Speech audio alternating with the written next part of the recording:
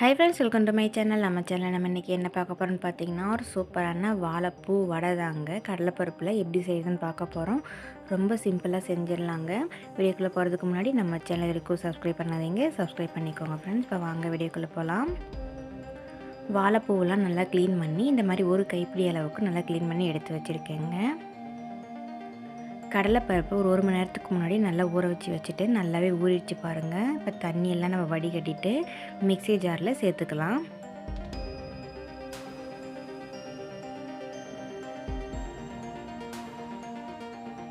தண்ணி எது நம்ம ஊற்ற வேண்டாங்க. ஆல்ரெடி பருப்பு நல்லாவே நமக்கு ஊறிடுச்சு. ரொம்ப தண்ணி சேர்த்துறாதீங்க. வடை நமக்கு வடை மாதிரி வராமல் போண்டா மாதிரி ஆயிரும்.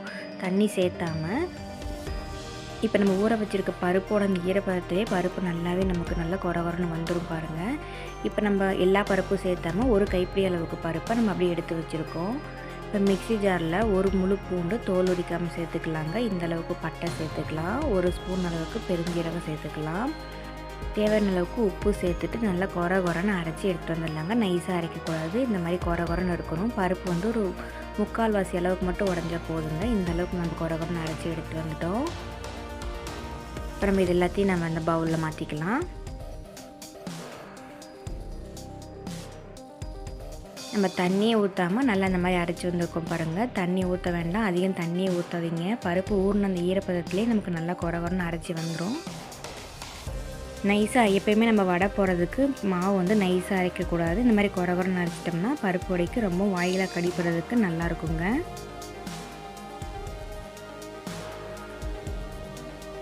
இப்போ நம்ம இது எல்லாத்தையும் அரைச்சி சேர்த்துட்டு பருப்பு அரைச்சி அதே மிக்ஸி ஜார்லேயே இந்த வாழைப்பூ க்ளீன் பண்ணி எடுத்து வச்சுருந்தோம் இல்லைங்களா, அதையும் நம்ம போட்டுட்டு நல்லா குறன்னு அரைச்சி எடுத்து வந்துடலாம். பூவையும் நம்ம நைஸாக அரைக்கக்கூடாதுங்க. நல்லா குறன்னு மட்டும் அரைச்சி இந்த மாதிரி எடுத்து சேர்த்துக்கலாம். அதுலேயும் தண்ணி சேர்த்தாமல் இந்த மாதிரி குறன்னு அரைச்சி எடுத்து வந்துடலாங்க.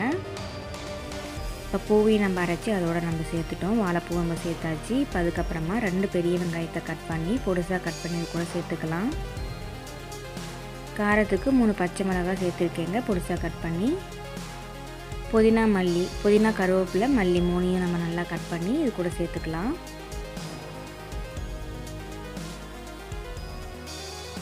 இப்போ இது எல்லாத்தையும் நம்ம நல்லா ஒன்றா வர மாதிரி நல்லா இந்த மாதிரி கலந்து விட்டுவிட்டோம் பாருங்கள். இப்போ கலந்து விட்டதுக்கப்புறமா ஒரு பிளேட்டில் நம்ம வடை போடுறதுக்கு எந்த அளவுக்கு வேணுமோ அந்த அளவுக்கு நம்ம உருண்டை பிடிச்சி எடுத்துக்கலாம். பெரிய வடையாக வேணும் அப்படின்னா நீங்கள் பெரிய சைஸ் உருண்டை பிடிச்சிக்கோங்க. இல்லை மீடியம் சைஸ் போதுன்னா இந்த அளவுக்கு பிடிச்சா போதுங்க. இப்போ அரைச்சது எல்லாத்தையும் நம்ம உருண்டை பிடிச்சி எடுத்து வச்சுட்டோம். இப்போ கையில் லைட்டாக அந்த மாதிரி தண்ணி தொட்டுட்டு இப்படி ஒரு உருண்டையை வச்சு தட்டிக்கலாங்க. அப்படி இல்லைன்னா பாலித்தீன் கவரில் கூட நீங்கள் சேர்த்துக்கலாம். செஞ்சு இந்த மாதிரி செஞ்சு போட்டுக்கலாம் பட்டையாக. அப்படி இல்லைன்னா வாழை இலையில் கூட எண்ணெய் தடவி இந்த மாதிரி தட்டி சேர்த்துக்கலாங்க. இப்போ வானலில் நல்லா எண்ணெய் கொதிச்சதுக்கப்புறமா அந்த வானலில் எந்த அளவுக்கு வடை பிடிக்குமோ அந்த அளவுக்கு நம்ம தட்டி போட்டுக்கலாம். அதிகமாக சேர்த்துட வேண்டாங்க, வடை உடஞ்சிரும். நமக்கு எந்த அளவுக்கு பிடிக்குமோ தாராளமாக வேகணும், அதுக்கு தகுந்த மாதிரி போட்டுக்கோங்க. நம்ம இந்த இதில் 4 வடை போட போகிறோம். அவ்வளோதான் போதுங்க. இந்தளவுக்கு நமக்கு கேப் இருக்கணும். நல்லா வடையெல்லாம் நல்லா பபிள்ஸ் அடங்கி நல்லா வேகட்டு பாருங்கள்.